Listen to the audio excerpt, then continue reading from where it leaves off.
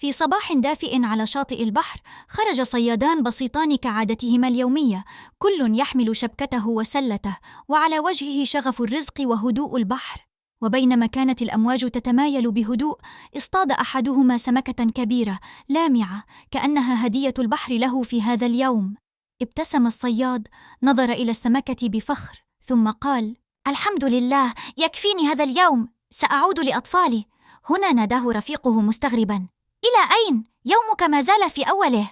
فأجابه الصياد بهدوء: لقد حصلت على ما أحتاج، لماذا أبقى؟ رد الآخر بحماسة: إن بقيت اصطدت أكثر، وإذا اصطدت أكثر بعت أكثر، وإذا بعت جنيت مالا أكثر. سأله الأول ببساطة: ثم ماذا؟ قال الثاني: تدخر المال وتزيد رصيدك في البنك، ثم تفتح مشروعا، ثم تصبح غنيا. ابتسم الصياد الأول وقال: ثم ماذا؟ أجاب رفيقه: حينها تستمتع بحياتك، تقضي الوقت مع زوجتك وأولادك، ترتاح، تعيش. وهنا توقف الصياد عن الحركة ونظر إليه مبتسما وقال: وهذا بالضبط ما أفعله الآن، أقضي وقتي مع من أحب، آكل مما رزقني الله، وأنام مرتاح البال. الخاتمة.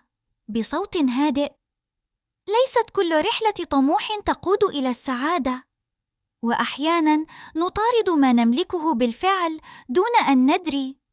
السعادة لا تؤجل، بل تعاش الآن.